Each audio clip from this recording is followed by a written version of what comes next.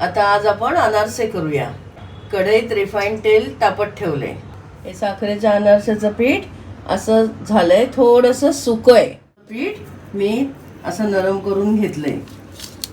थोडा थोडा दुधाचा, थोडासा तुपाचा हात लावून खसखशीवर अनारसे थापून घेऊया. मी इथे खसखशीत थोडी 1 चमचा साखर मिसळून घेतली आहे. एक प्लॅस्टिकची पिशवी घेतली आहे, त्याला थोडा तुपाचा हात लावते. पिठाची छोटीशी गोळी घ्यायची आपल्याला, अशी पेढ्यासारखं करायचं आहे. आणि ही बाजू आपल्याला खसखशीत बुडवायची. खसखशीचीच बाजू आपण खाली घेऊया आणि तुपाचा हात लावून अनारसा थापून घेऊया. अनारसा उलटवायचा नसतो, तर खसखशीची बाजू वरती आपण करायची.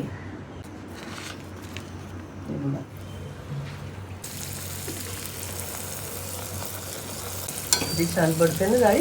एकदा तेल व्यवस्थित तापलं की मंद जाळावरच तळावी आणि असं धाऱ्याने तेल उडवत राहायचं त्यावर.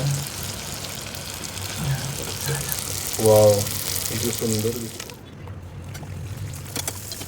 सुंदर दिसतो. झालेत ना जाळीदार. खूपच छान जाळी पण आणि रंगही किती सुंदर आहे. पुन्हा तूप जास्ती झालं मोहन, अच्छा, विरघळू शकतात किंवा पीठ जास्ती सैलसर झालं तरी विरघळू शकतात. असं काही सांगू नाही शकत आपण.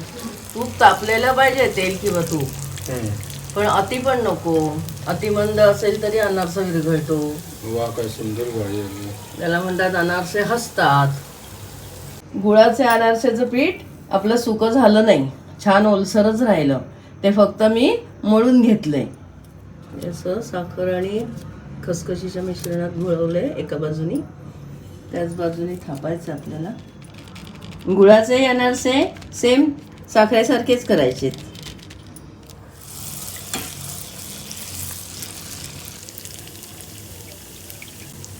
अनारसा तळताना तेल व्यवस्थित घ्यावं, म्हणजे अनारसे चांगले होतात.